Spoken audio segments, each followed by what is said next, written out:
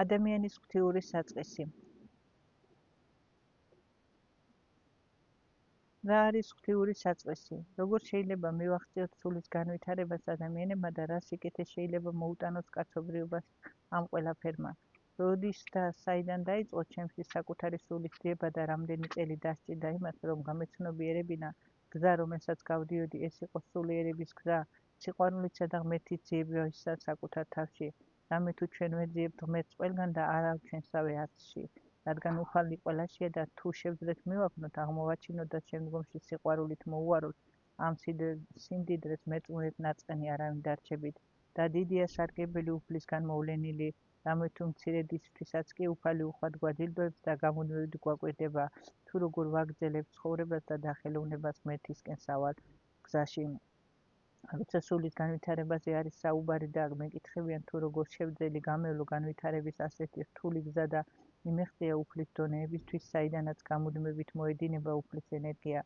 მე ამ ენერგიის მფლობელი ხმამაღლა ვამბობ, ეს დაიწყო სიკეთის კეთების დაუცხრომელი სურვილით, მხოლოდ კეთება და არა სამაგიეროს დაბრუნება. მე ვაკეთებდი სიკეთეს როგორც შემეძლო და არასდროს ველოდი მაგიერს. ეს იყო ის, როდესაც ერთ ჩვენი ერთ დღეს ვიგზენი, რომ როცა რაღაც სიკეთე გავაკეთე, იმ დღეს ძალიან ბედნიერი და გახარებული ვიყავი და სულ მეტ და მეტ ჰარმონიას პოვილობდა სული.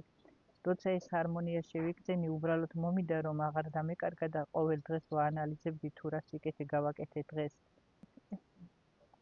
როცა რაღაც სიკეთე გავაკეთე, იმ დღეს ძალიან ბედნიერი და გახარებული ვიყავი და სული მეტ და მეტ ჰარმონიას პოვილობდა. როცა ეს ჰარმონია შევიგზენი, უბრალოდ მომინდა, რომ აღარ დამეკარგა და ყოველ დღეს ვაანალიზებდი თუ რა სიკეთე გავაკეთე დღეს. რაც დრო გადიოდა, მეტად ხარობდა სულიც და გულიც და ერთ ჩვენი ერთ დღეს აღმოვაჩინე, რომ მე აღარ ვგავდი სხვას და დამებადა აზრი თუ ვინ ვიყავი და რატომ არ ვაზროვნებდი ყველა ადამიანი ვით.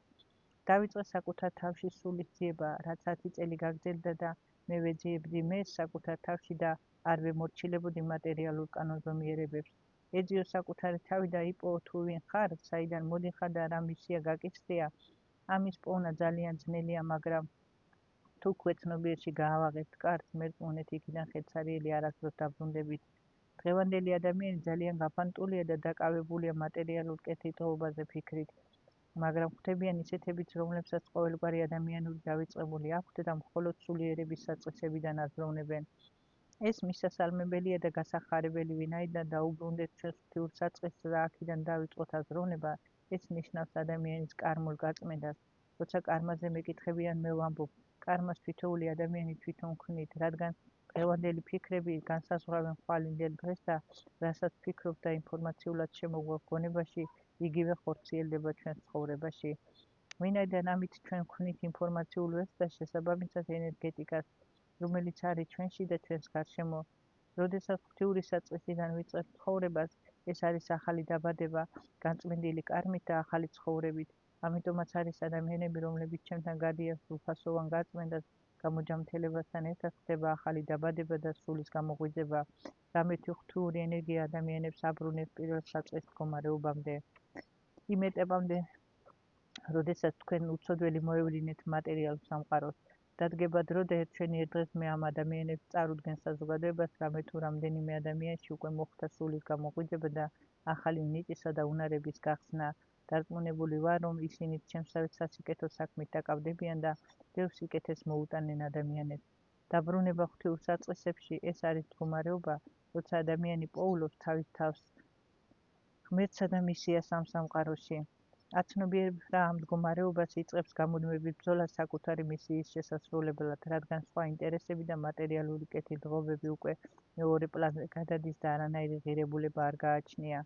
ჯერ სული და შემდეგ სხეული იწყებ გაცნობიერებას, ვინ ხარ აქ მატერიალურ სამყაროში და რა არის შენი მე, რითაც უნდა დაკავდე და შეასრულო შენი დანიშნულება აქ.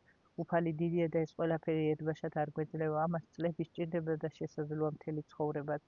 მივაღწია ამდენს, მივიღე ამხელა ძალა და მადლი უფლისა, მაგრამ პროცესები ჩემში ისევ გრძელდება და შესაძლოა მთელი ცხოვრება გაგრძელდეს. როცა სამყაროს კანონზომიერებიდან გამომდინარე ვსჯელობ, დღევანდელი ადამიანები ჯერ კიდევ მესამე განზომილებაში ცხოვრობენ, სიყვარულისა და სიხარულის ბედნიერებისა და ღმერთის ძიების ენერგიებში. მაშინ სამყაროში შემოვადებითი ენერგიები იმიტომ რომ ჩვენ თვითონ ვიქნებით გამშვები მაღალი ვიბრაციის ენერგიებისა და შესაბამისად დადებითი იზიდავს დადებითს და კაცობრიობა ნაბიჯს გადადგამს ედიოს ღვთიური საწესი, შესაბამისად მიწი და უნარები. თუ ეს გაცნობიერება მოვა, ადამიანი შეძლებს გაარღვიოს ყველა საზღვარი და მიუახლოვდეს ღმერთს, რადგან მეოთხე ენერგიიდან მხოლოდ სულიერი ენერგიები იხსნება და შესაბამისად სამყარო გადააბიჯებს მეოთხე განზომილებაში, რაც ძალიან კარგი იქნება თავად ადამიანებისთვის, ვინაიდან თითოეული ადამიანი შეძლებს დაბრუნებას თავის ღვთიურში და შესაბამისად აზროვნებას. როცა კაცობრიობა მხოლოდ მესამე განზომილებაში ცხოვრობს, მე დიდი სიამაყით შემიძლია ვთქვა მეშვიდე განზომილებაში დავიდებინა, უკვე კარგა ხანია და მოიპოვეს სულისა და სხეულის ჰარმონია. ცხოვრობ აქ ღვთიურ სხეულში, რომელიც არის მეშვიდე ენერგია ადამიანისა და ეს არის სამყაროს ენერგია, ღმერთი შენში და შენ მასში, ერთი სული, ერთი ენერგია, ჰარმონია და სულის სიმშვიდე, უსასრულო გონი და სივრცე, რომელიც იშლება და არასდროს სრულდება. მიდიხარ წინ ცხოვრებაში და უბრუნდები შენს ღვთიურს, რომლიდანაც იწყება ახალი დაბადება, ახალი სამყარო, ახალი ერა კაცობრიობისა და სულის სამოთხე, ვინაიდან აქ როცა ცხოვრობ უკვე სამოთხეა და ეს სამოთხე შენია და შენი დიდი შრომით მოპოვებული, რომელსაც ვერასდროს ვერავინ წაგართმევს. ეძიეთ ღმერთი, იზრუნეთ სულის საწესებსა და განვითარებაზე, გადალახეთ და გაარღვიეთ მატერიალური საზღვრები, როგორც გავაკეთე მე და შეძლებთ იცხოვროთ ღვთიურ სხეულში და ყველაზე დიდ მეშვიდე განზომილებაში. ეს არის სამყაროს უმაღლესი გონი, რომლიდანაც ადამიანს შეუძლია მიაღწიოს და უდიდესი უნარშესაძლებლობები ადამიანისა. აქ უკვე შესაძლებელია იცოდეთ, ვინ ხართ და ვინ იქნებით ცხოვრებაში, ვინც ამას შეძლებს, ღმერთის სავანე გარანტირებული აქვს, ვინც ვერა მიეგება დამსახურების შესაბამისად.